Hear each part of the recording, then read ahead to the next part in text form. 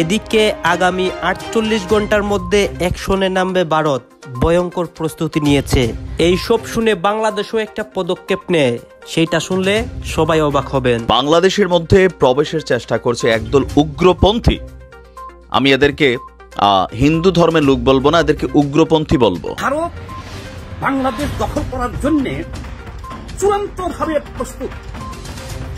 ৩৫,০০০ সৈন্য রেডি করেছে, আর ট্যাঙ্ক, কামান, গোলা যা লাগে সমস্ত সীমান্তে মোতায়েন করা শেষ। বাংলাদেশ কি চাইছে? বাংলাদেশ কি নিজে ভারতকে ইনভাইট করছে? ভারতীয় সেনাবাহিনীকে ইনভাইট করে বলছে, আসো ভাই আমাদের আক্রমণ করো, আমরা একভাবে শেষ হয়ে যাই। বাংলাদেশের মতো ছোট্ট পুচকে একটা দেশকে ভারতীয় সেনাবাহিনী যা সেই স্ট্রেংথকে কাজে লাগালে শেষ করতে ঠিক কতটা সময় লাগবে বোঝা যায়। তো আমরা ভারতের সাথে যেই খেলা শুরু করেছি, একাংশের মানুষ ইস্কন ইস্যু আলাদা, চিন্ময় কৃষ্ণা ইস্যু আলাদা, বাট ভারত ইস্যুতে এই মুহূর্তে সারা বাংলাদেশে যা ঘটছে আমরা অ্যাকশনের দৃশ্যপট দেখতে পাচ্ছি, এমনকি এটা স্টেপ 2, এরপরে আরো অনেকগুলো আসবে। তা আমরা সেইগুলোকে মোকাবেলা করার জন্য কতটুকু প্রস্তুত আছি, কতটুকু প্রস্তুত নেই। বাংলাদেশ কি এবার রক্ষা পাবে ভারতের কাছ থেকে? ভারত একটার পর একটা সিদ্ধান্ত করতেছে, একটার পর একটা চক্রান্ত করতেছে বাংলাদেশকে কিভাবে ধ্বংস করা যায় বা বাংলাদেশকে কিভাবে উড়িয়ে দেওয়া যায়। কারণ একটাই, শেখ হাসিনা বাংলাদেশে আর ক্ষমতায় নাই। ডক্টর ইউনূস বর্তমানে দেশের মধ্যে রয়েছেন এবং তিনি কিন্তু বাংলাদেশটাকে সামনে এগিয়ে নিয়ে যাওয়ার চেষ্টা করতেছেন, এবং এইটাই ভারত কিন্তু দেখতে পাচ্ছে না। যেমনটা একজনের ভালো কিন্তু আরেকজন দেখতে পারে না। দর্শক শ্রোতা, এখন কি হবে আমাদের দেশের মধ্যে এবং ভারতের এই চক্রান্ত থেকে আমাদের দেশটা কিভাবে বাঁচবে, এইসব কিন্তু আপনারা দেখতে পারবেন।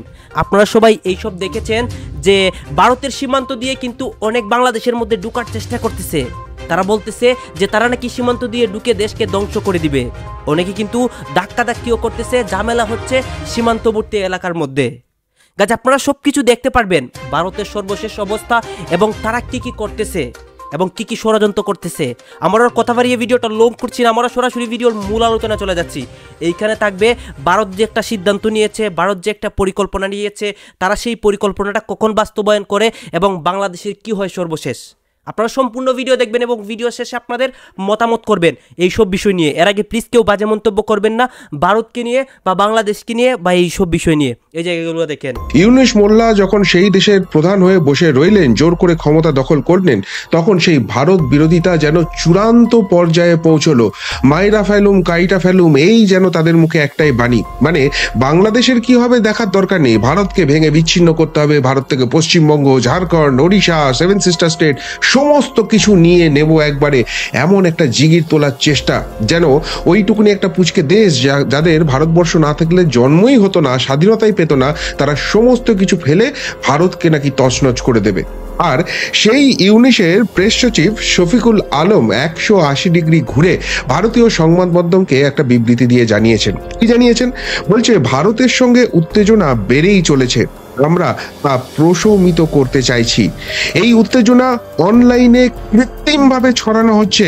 আমি ভারতীয় সাংবাদিকদের আমন্ত্রণ জানাচ্ছি, তারা এসে বাংলাদেশের পরিস্থিতি নিজের চোখে দেখে তারপর সিদ্ধান্তে আসুন।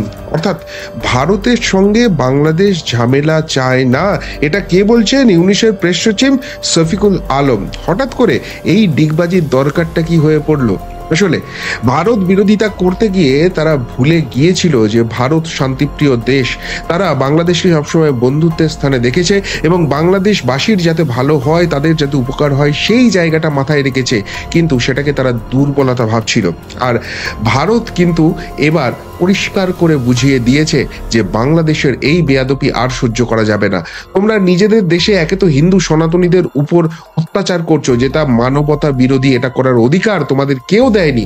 আর 2 নম্বর যে জায়গাটা অত্যন্ত গুরুত্বপূর্ণ, ভারতবর্ষকে খণ্ড বিখণ্ড করার চেষ্টা করছো, ভারতবর্ষের শান্তি শৃঙ্খলা ভঙ্গ করার চেষ্টা করছো। এবার হাতে ভাতে দুদিক থেকেই মারবো।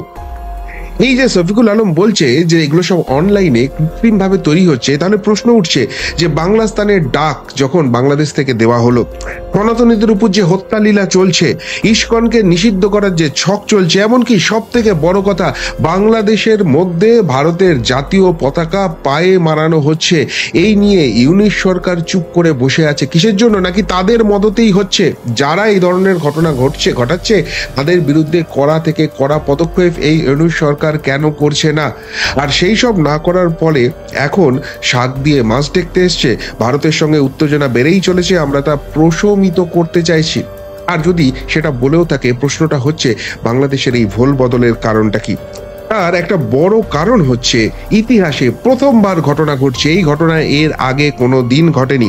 সেটা হচ্ছে আসাম মণিপুর সীমান্তে ব্যাপক সেনা মোতায়েন শুরু করে দিয়েছে ভারতবর্ষ। 35,000 সেনা, বিভিন্ন সংবাদ মাধ্যম থেকে যে খবর পাওয়া যাচ্ছে 35,000 সেনা সেখানে মোতায়েন করা হয়েছে। এবং সব থেকে বড় কথা, সেই সেনাদের কাছে রয়েছে পিনাকা গাইডেড মিসাইল, যার রেঞ্জ 70 থেকে 75 কিলোমিটার, যা পরমাণু বোমা অব্দি ক্যারি করার ক্ষমতা রাখে।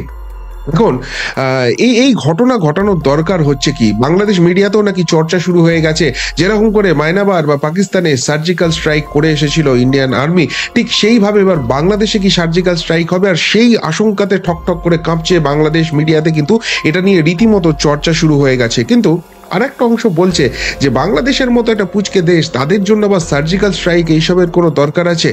এমনকি ভারতের প্রতিরক্ষা মন্ত্রী রাজনাথ সিং বলেছে যে আমরা কাউকে আক্রমণ করতে চাই না, কিন্তু সেখানে তো অশান্তির পরিবেশ চলছে, সুতরাং আমাদের দেশকে সুরক্ষা রাখাটা অত্যন্ত জরুরি। আর সেই জন্য পরিস্থিতি যদি বেগতিক হয়, তার জন্য আমরা আগাম প্রিপারেশন নিয়ে রেখেছি। কিন্তু একটা কথা আমি আপনাদের বারবার বলি, রাজনীতিতে যেটা সামনে দেখা যায় সেটা রাজনীতি নয়, সেটা প্রচার। সেই খবরের পিছনে যে খবরটা থাকে সেটাই হচ্ছে আসল খবর। আর এক্ষেত্রে কূটনৈতিক চালটা কিন্তু মারাত্মক হতে পারে। দেখুন, এতদিনে এইটা প্রমাণিত হয়ে গেছে যে ইউনূস যে জোর করে ক্ষমতা দখল করে আছে, তার কিন্তু সেইভাবে আন্তর্জাতিক স্বীকৃতি নেই।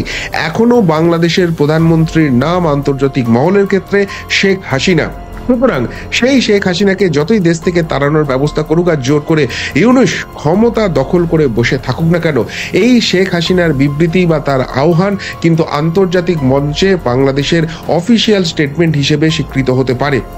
আর সেই জায়গা থেকে যেহেতু তার দেশে এইভাবে রাজদ্রোহ চলছে এবং তাকে জোর করে সরানোর চেষ্টা চলছে এবং ভারত বিরোধী শক্তিকে ছড়িয়ে দেওয়া হচ্ছে, যারা মৌলবাদী এবং বিচ্ছিন্নতাবাদী শক্তিকে জাগ্রত করছে, এই আহ্বান দিয়ে কিন্তু ভারতবর্ষের কাছে শান্তি রক্ষার জন্য আবেদন করতে পারে শেখ হাসিনা। আর সেক্ষেত্রে বাংলাদেশের অফিসিয়াল প্রধানমন্ত্রী হিসেবে শেখ হাসিনার আমন্ত্রণে বাংলাদেশে কিন্তু শান্তি সেনা পাঠাতে পারে ভারতবর্ষ। এবং এই জায়গায় সব থেকে যেটা বড় কথা, ভারতবর্ষ কিন্তু কোথাও কোনোদিন আগে অ্যাটাক করে না। পাকিস্তানকে চাইলেই সবক শেখাতে পারে, কিন্তু ভারতবর্ষ কোনোদিন পাকিস্তানের ভেতরে ঢোকে না। পাকিস্তান যখন এখানে ঢুকে আসে তখন মেরে খেদায়। সেই জায়গা থেকে বাংলাদেশের মধ্যে আগ্রাসনে ভারতবর্ষ কেন যাবে? তার কারণ হচ্ছে এখানে শান্তি প্রস্তাব হবে এবং রাষ্ট্রপুঞ্জ, রাষ্ট্রসংঘ, তারা কিন্তু এটার অনুমোদন দিতে পারে, তারা ভারতবর্ষকে এই জায়গাটার রিকোয়েস্ট করতে পারে, এমন সম্ভাবনা তৈরি হয়ে গেছে। আসলে শুধুমাত্র সেনা মোতায়েন নয়, ভারতের তরফ থেকে যে এই রকম পাল্টা প্রতিঘাত আসবে এটা ইউনিশ সরকার বুঝতে পারেনি। তারা ভেবেছিল আবারও ভারত যে শান্তিকামী মনোভাব দেখাচ্ছে সেটা ভারতের দুর্বলতা, ভারতের আসলে করার কিছু ক্ষমতা নেই। কিন্তু একে একে ভারত ছোট্ট স্টেপ নিচ্ছে, আসছে। এই স্টেপগুলো নেওয়ার পরই কিন্তু কুকড়ে উঠছে ইউনিশ প্রশাসন। আগামী দিনে বাংলাদেশের যে কি অবস্থা হবে সেটা ভেবেই আশঙ্কিত হয়ে পড়ছেন। দেখুন, আলু, পেঁয়াজ, চাল, ডাল, ডিম এগুলো মোটামুটি বাংলাদেশে বন্ধ হয়ে যাচ্ছে, ফলে খাদ্যের হাহাকার শুরু হয়ে যাবে। কিন্তু আরেকটা জায়গায় বাংলাদেশিরা লাফাচ্ছিল, মানে তাদের ব্রেন ওয়াশ করে রাখা হচ্ছিল, তারা তো বাস্তব পরিস্থিতিটা বুঝছিল না যে বাংলাদেশ, সেখানে নাকি বস্ত্র শিল্প হয় এবং সেই বস্ত্র শিল্প এত কম দামে পোশাক সারা পৃথিবীতে আর কেউ তৈরি করতে পারে না। সুতরাং ভারতবর্ষ যদি সাহায্য নাও করে, তাহলে ইউরোপ বা আমেরিকাতে এই বস্ত্র পাঠাবে এবং এত সস্তার পোশাক অন্য কেউ দিতে পারে না বলে বাংলাদেশকে এইসব দেশগুলো রিজেক্ট করতে পারবে না এবং তার বদলে সাহায্য এবং খাদ্যদ্রব্য বাংলাদেশে ঢুকে আসবে।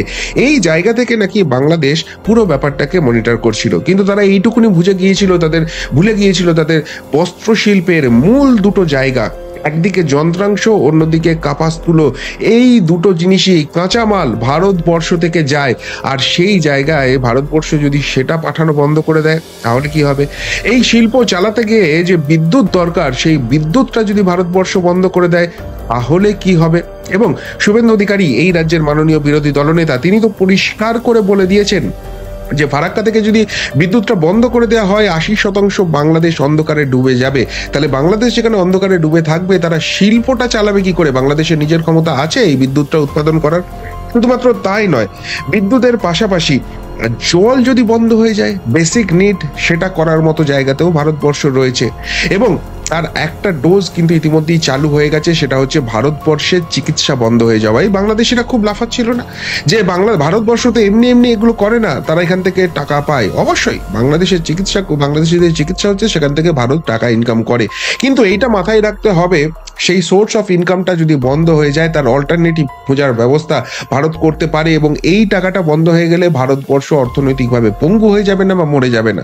এই বাংলাদেশিরা বলছিল না যে এই বাংলাদেশিরা ভারতবর্ষে না ঢোকার জন্য নাকি ভারতের হোটেল মোটেল সমস্ত ব্যবসা বন্ধ হয়ে যাচ্ছে, সেখানকার হসপিটালগুলোর কি অবস্থা হচ্ছে? আপনি একদম নিশ্চিন্ত থাকেন, আগামী এক সপ্তাহে ভারতের বেশ কয়েকটি অঙ্গরাজ্য, ভারতের বড় বড় ব্যবসায়ী, ডিলার, এক্সপোর্টার, ইম্পোর্টার, ইভেন যারা বাংলাদেশের সাথে বিভিন্ন ধরনের ব্যবসা বাণিজ্যে জড়িত আছেন, এই এক সপ্তাহ হচ্ছে তাদের ব্যবসায়িক সুনাম কামানোর সময়। ভাই, কিভাবে? যে কোনো দেশে যখন একটা জাতীয় ইস্যু থাকে, ন্যাশনাল ইস্যু, তো প্রত্যেকটা বড় বড় কোম্পানিগুলা তারা করে কি সেই ইস্যুতে কানেক্টেড হয়। এবার ওইখানে তাদের সাময়িক ক্ষতি হলেও তারা ওইটাতে কানেক্টেড হয়। কেন? দেশের বৃহত্তর গোষ্ঠী তাদেরকে কানেক্টেড না হলে ভিলেন ভাবে। আবার এই সুযোগে সাময়িক ক্ষতি হলেও পরবর্তী সময় তারা কিন্তু বিভিন্ন ধরনের অ্যাডভান্টেজ পায়। তো আমরা ভারতের সাথে যেই খেলা শুরু করেছি, একাংশের মানুষ ইস্কন ইস্যু আলাদা, চিন্ময় কৃষ্ণা ইস্যু আলাদা, বাট ভারত ইস্যুতে এই মুহূর্তে সারা বাংলাদেশে যা ঘটছে আমরা অ্যাকশনের দৃশ্যপট দেখতে পাচ্ছি। এমনকি এটা স্টেপ 2, এরপরে আরো অনেকগুলো আসবে। তা আমরা সেইগুলোকে মোকাবেলা করার জন্য কতটুকু প্রস্তুত আছি, কতটুকু প্রস্তুত নেই। যদি প্রস্তুত থাকি ফাইন, ভারতের এসব ইস্যুগুলো আমাদের গায়ে লাগবে না। যদি প্রস্তুত না থাকি, আমাদের জনগণই আবার আমাদের উপরে চাপ প্রয়োগ করবে যে আপনি কি করেন, এই না সেই না, আর এটা নিয়ে আওয়ামী লীগও খেলবে। গতকালকে বলছিলাম যে চিকিৎসা ইস্যুতে ভারতের বেশ কয়েকটি হাসপাতাল, স্টেট আপনার একটা শক্ত অবস্থান নিয়েছে। এরপরে ত্রিপুরা রাজ্য থেকে একটা সিদ্ধান্ত আসছিল ব্যবসা বাণিজ্য বন্ধ।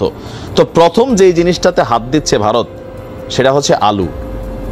বেশি করে আলু খান, ভাতের উপর চাপ কমান। বাট এখন বাংলাদেশে নতুন আলুর কেজি শুনছি 150 টাকা, 120 টাকা, আর পুরান আলু 80 টাকা, 100 টাকা। তো এখন আমাদের আলুর বাজারের একটা বিশাল অংশ যোগান কিন্তু ভারত দেয়।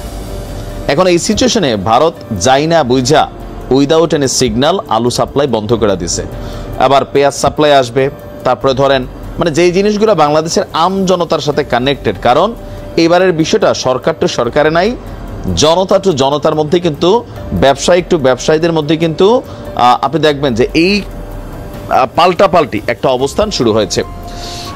আমরা দেখছি ইভেন পশ্চিমবঙ্গে এই প্রথমবারের মতন কলকাতা, আমি অন্যান্য সময় বাংলাদেশের কলকাতাকে নেগেটিভ দেখি না, আপনি দেখেন জুলাই আগস্ট অভ্যুত্থানে আমি নিজে ভিডিও করছি যে কলকাতার ছাত্ররা, কলকাতার মানুষ এই বৈষম্য বিরোধী ছাত্রদের জন্য তারা সেখানে লড়াই করেছে, তারা জেলে গিয়েছে, তারা পুলিশের হাতে মাইর খাইছে। তো তাদের ক্ষোভটা হলো যে তোমরা জুম্মা আইলা না, যে বৈষম্য বিরোধী সমন্বয়ক হাসনাত বা সার্জিস তারা যেভাবে ভারত নিয়ে কথা বলে, এইটা কলকাতার জনগণ কিন্তু মানতে পারতেছে না। কেন? তাদের অনেক বক্তব্য, আমার কাছে অনেক মেসেজ আসে, মেইল আসে, বা তাদের গণমাধ্যমগুলো দেখবেন যে এই ছাত্রগুলা তো বিশ্বাসঘাতক। কেন?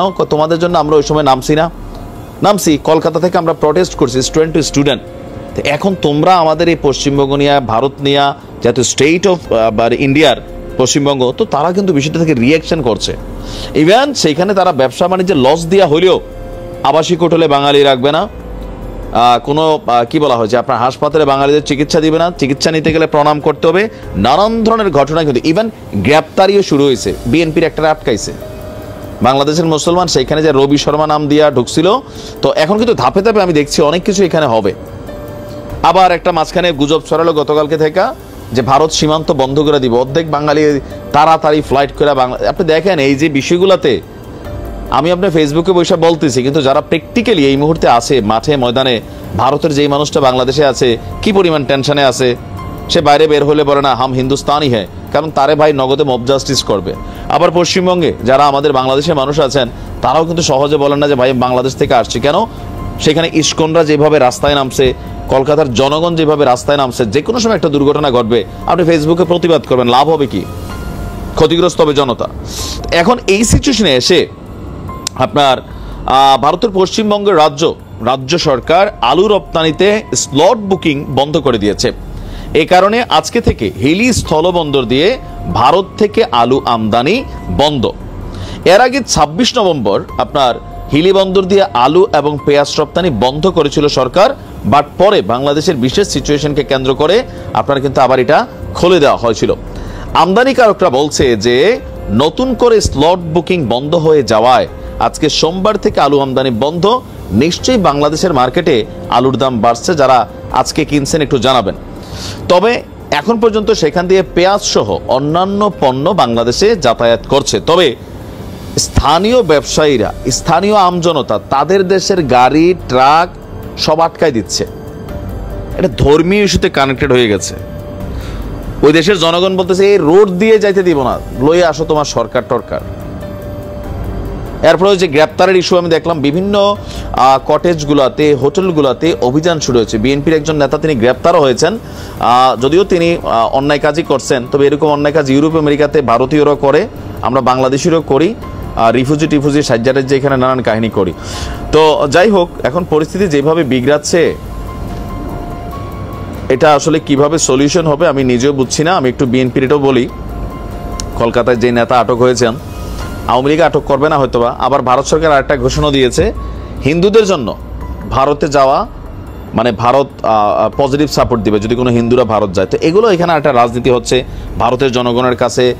ভারতের সরকার কিন্তু রাজনীতি করতেছে, এটা বাস্তব, ঠিক আছে। জনগণ অনুভূতিতে আছে, আমরা যেমন ফিলিস্তিনের সাথে অনুভূতি করি, কাশ্মীর নিয়ে করি, তো এরা একই স্টাইলে কিন্তু এগুলো হয়ে গেছে। আচ্ছা, আমরা যদি দেখি আপনার গোপন তথ্যের ভিত্তিতে কলকাতার মার্কুইস স্ট্রিটের একটি হোটেল থেকে একজন বাংলাদেশি ব্যক্তিকে কলকাতার পুলিশ গ্রেপ্তার করেছে। ভারতীয় সংবাদ মাধ্যম বলছে যে এই ব্যক্তি বিএনপির সাবেক নেতা, তার নাম হচ্ছে সেলিম মণ্ডল। কিন্তু ভারতে তিনি হিন্দু নামে রবি শর্মা নামে ভুয়া ইন্ডিয়ান পাসপোর্ট, ভারতীয় ভুয়া আধার কার্ড, ভোটার কার্ড, এমনকি প্যান কার্ডও বানিয়েছেন বলে অভিযোগ রয়েছে। পার্ক স্ট্রিট থানায় এই বাংলাদেশের বিরুদ্ধে মামলা হয়েছে এবং সমস্ত ভুয়া নথিপত্র পুলিশ জব্দ করেছে। তার বিরুদ্ধে অলরেডি মামলা টামলা আপনার এখানে শুরু হয়ে গেছে। তো সবকিছু মিলিয়ে আমার মনে হয় যে বিষয়টা এবার অনেক দূর গড়িয়ে যাবে। এখন কিভাবে সমাধান হবে? ভারতের যারা আমজনতা আছি, আমরা যারা বাংলাদেশের আমজনতা আছি, যারা বুঝের মানুষ আছি, এই ইস্যুতে যারা রাজনীতি করছে ধর্ম নিয়ে, এই ইস্যুতে যারা এক ধরনের প্রেক্ষাপট তৈরির চেষ্টা চালাচ্ছে, সেখান থেকে আমাদের বুঝজ্ঞান রাখতে হবে। দেখেন, আমরা দুই দেশ একে অন্যকে ভালোবাসি, কিন্তু ন্যায্যতা, সম্মান, সমতার ভিত্তিতে। আমার সীমান্তে যেন গুলি না চলে, আমার বাংলাদেশ নিয়ে যেন কোনো কটূক্তি মন্তব্য না হয় ওই দেশের সরকারের।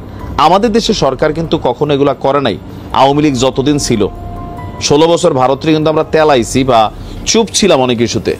কিন্তু ভারত সরকারের বিজেপির পাগলা মন্ত্রীরা বাংলাদেশ নিয়ে একের পর এক ঘটনা করছে, উল্টাপাল্টা কথা বলছে, এই স্টেট এদের, ওইটা এদের, আমাদের আভ্যন্তরীণ বিষয়ে হস্তক্ষেপ করছে। এগুলো কিন্তু আপনারা যারা কলকাতার পশ্চিমবঙ্গের মানুষ আছেন তারা কিন্তু জানেন। আমাদের আওয়ামী লীগ সরকারের সাহস ছিল না ভারত নিয়ে কথা বলার। আমরা প্রটেস্ট করছি, সীমান্তে হত্যা নিয়ে আমরা কথা বলছি, সরকার এগুলোর মধ্যে কলা চড়ছে মুখে নিয়ে। এখন মানুষ কথা বলতেছে ওই যে পুরানা যে ইস্যুগুলা। তো এত বছর যে ভারত বলছে বাংলাদেশ চুপ ছিল, বা মানে সরকার চুপ ছিল, জনগণ কিন্তু প্রটেস্ট করছে।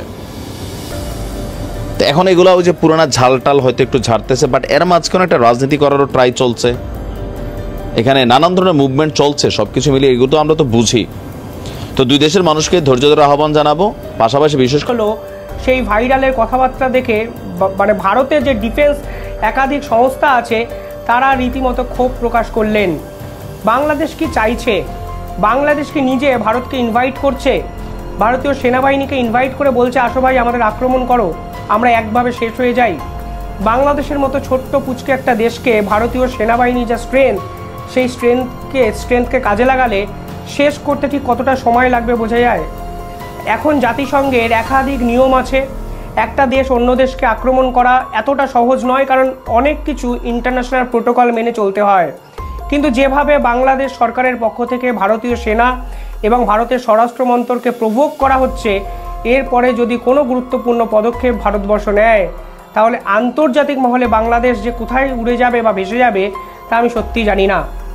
সেই প্রফেসর যিনি ঢাকা বিশ্ববিদ্যালয়ে বসে মাস দুয়েক আগে একটি কথা বলেছিলেন, তিনি বলেছিলেন পাকিস্তান থেকে পারমাণবিক বোমা বা কিছু একটা এনে বাংলাদেশ সীমান্তে রাখা হোক। আরও অবাক কি লাগে জানেন, যখন ঢাকা বিশ্ববিদ্যালয়ে এই অধ্যাপক কথাবার্তা বলেন, সামনে যারা বসে থাকেন তারা হাততালি দেন, তারা ঠিক ঠিক বলে চিৎকার করেন, এবং কার্যত তিনি যে দিনের পর দিন ছাত্রদের ব্রেন ওয়াশ করে যাচ্ছে তা হয়তো বাংলাদেশ সরকার বুঝেও না বোঝার ভান করছে। তারা চিন্ময় প্রভুকে গ্রেফতার করতে পারেন, কিন্তু যারা দেশে বসে কার্যত দেশের ক্ষতি দিনের পর দিন করে যাচ্ছেন তাদের থামানোর জন্য, তাদের বিরুদ্ধাচরণ করার জন্য সরকার একটা পদক্ষেপও নিচ্ছে না। কালকে বাংলাদেশের এই অধ্যাপক কি বললেন? তিনি বললেন পাকিস্তান থেকে বাংলাদেশের ইমিডিয়েটলি JF-17 যুদ্ধ বিমান কেনা উচিত। এবার JF-17 যুদ্ধ বিমান কি জানেন? JF-17 যুদ্ধ বিমান হলো আমেরিকান জেট F-35-এর সমতুল্য একটি যুদ্ধ বিমান, নিঃসন্দেহে শক্তিশালী একটা যুদ্ধ বিমান।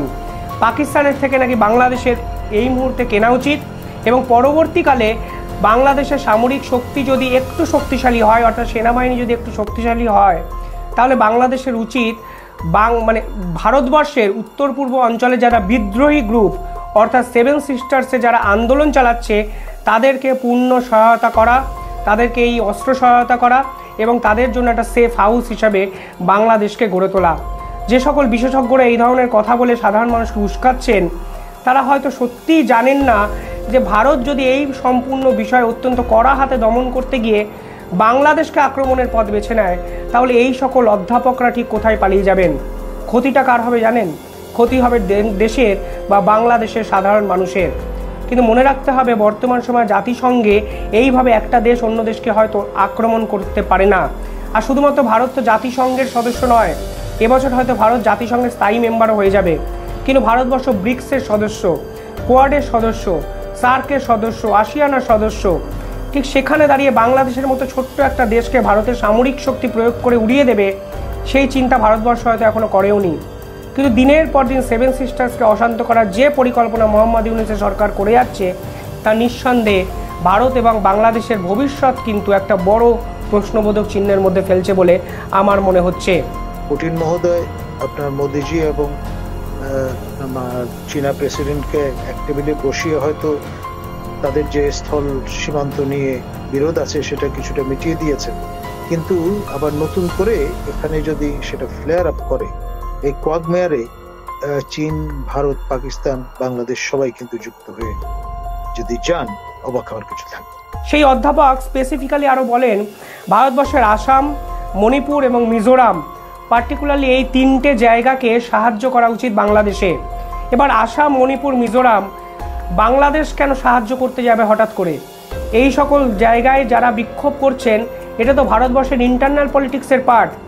অনেকে অভিযোগ করেন যারা এই সব জায়গায় বিক্ষোভ করছেন তাদের সঙ্গে বিদেশি শক্তির আতাত আছে, কিন্তু হঠাৎ করে এই যে 7 সিস্টার্স, এই 7 সিস্টার্সকে কেন অশান্ত করার পরিকল্পনা ঢাকা বিশ্ববিদ্যালয়ের এক অধ্যাপক করছেন, তাও আবার ইউনূস সরকারের একদম খোদ আমলে বসে তাকে সাহায্য করার জন্য? আমি সত্যিই বুঝতে পারছি না। ভারতবর্ষ কি কড়া হাতে এই পুরো বিষয়টা দমন করবেন? ভারতবর্ষ কিন্তু কালকে একাধিক গুরুত্বপূর্ণ পদক্ষেপ নিয়েছেন ভারতীয় সেনাবাহিনী সংক্রান্ত। ভিডিওটি শেষ অবধি দেখলে আপনারা নিঃসন্দেহে সেগুলো বুঝতে পারবেন। পাশাপাশি এই পুরো বিষয়টায় ভারতবর্ষের ডিফেন্স এক্সপার্টরা সত্যি একটু কনসার্ন প্রকাশ করেছেন, বলছেন এটা হচ্ছেটা কি? ঢাকা দিনের পর দিন ভারতবর্ষের 7 সিস্টার্সকে উত্তপ্ত করার চেষ্টা করছে, ভারতের উত্তর পূর্ব অঞ্চলকে ঘেঁটে দেওয়ার চেষ্টা করছে। ভারতীয় সেনাবাহিনীকে কিন্তু কড়া হাতে দমন করতে হবে, এরকমই বিভিন্ন ডিফেন্স এক্সপার্ট অলরেডি কালকে ভারতীয় মিডিয়ায় কিন্তু ঘোষণা করেছেন।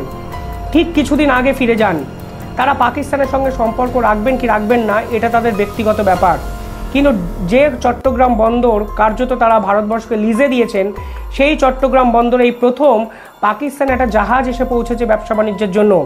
শুধু তাই নয়, মোহাম্মদ ইউনূস দায়িত্ব নিয়ে পাকিস্তানের থেকে বিপুল পরিমাণ অস্ত্র কেনার নিদান দিয়ে দিয়েছেন। ভারতবর্ষের সাথে পাকিস্তানের সম্পর্ক আজকে আন্তর্জাতিক স্তরে চর্চার বিষয়।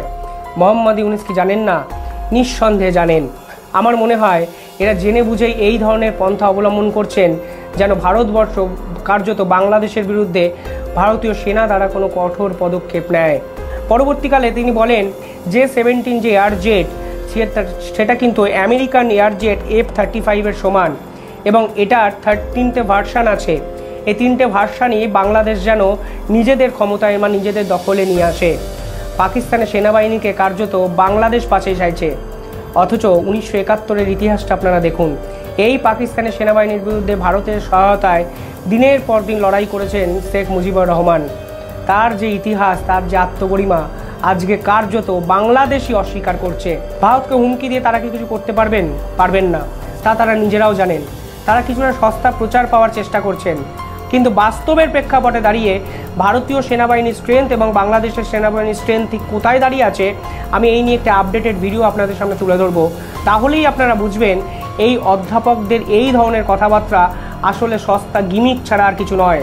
কিন্তু সস্তা গিমিক হোক আর যাই হোক, যখন ভারতের ডিফেন্স সিস্টেম নিয়ে এরা কথা বলেন, ভারতের ইন্টারনাল পলিটিক্সকে অশান্ত করে দেওয়া ছক এরা করেন এবং টিভি মিডিয়ার সামনে টুইটারে সেই ভিডিও পোস্ট করেন, নিঃসন্দেহে ভারতবর্ষ এর কড়া প্রতিবাদ জানাবে বলে আমার দৃঢ় বিশ্বাস।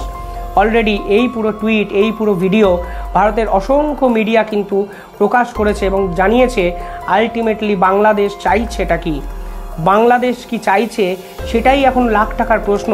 কিছুদিন আগে মোহাম্মদ ইউনূস একটি অভূতপূর্ব কর্মকাণ্ড ঘটিয়েছিলেন।